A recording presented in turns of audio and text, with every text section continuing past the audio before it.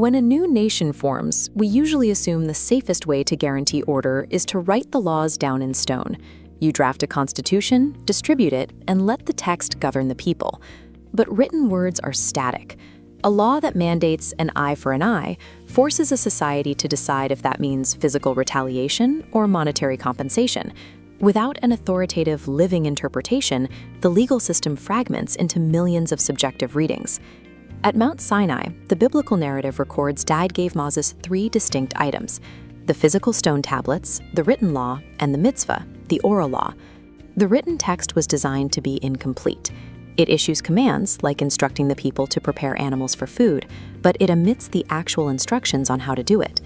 The text alone was never meant to be an autonomous document.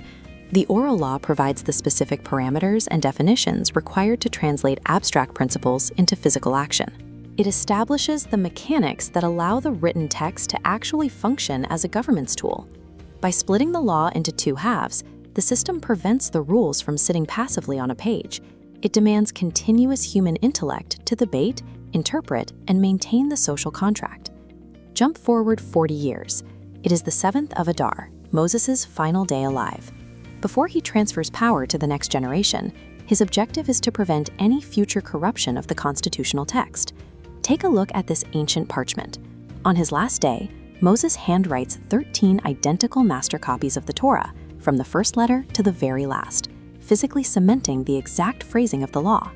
He implements a specific distribution strategy. 12 of these master scrolls go to the individual tribes. The 13th scroll is deposited directly into the Ark of the Covenant, inside the holiest site of the nation. That 13th scroll functions as the national archive. It is an objective, untouchable baseline against any future claims of alteration or lost traditions. If a regional judge attempts to rewrite a line to suit their agenda, the remaining 12 tribes can check that claim against the master archive. This physical redundancy makes the foundational law immune to unilateral manipulation. Securing a verified physical text was the mandatory prerequisite.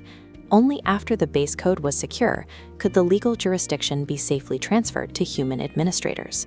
With the text secured, the nation required a central earthly judiciary to administer it.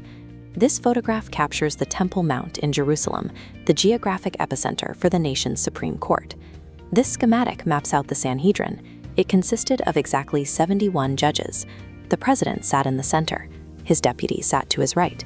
The remaining 69 judges sat before them in a wide semicircle, arranged by their level of expertise. Authority within this court was passed down through semicha, a system of ordination.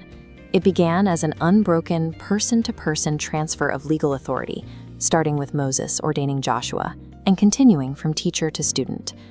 This ordination carried a geographic limitation.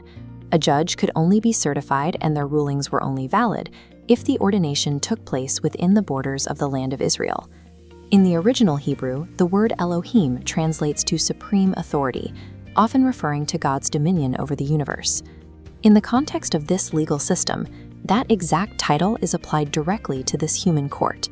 By granting the Sanhedrin the title of Elohim, absolute judicial sovereignty shifted from the heavens into human hands. Once the court reached a majority decision, that ruling became binding law. Holding this sovereign authority comes with a restriction. The court is strictly forbidden from relying on divine miracles. They must navigate empirical reality alone. To judge effectively, every member of the Sanhedrin had to possess absolute fluency in both the written law and the vast oral tradition. But legal knowledge was only the baseline. These judges were required to master universal sciences. They studied medicine for physical injuries, mathematics for civil disputes, and astronomy to calibrate the calendar.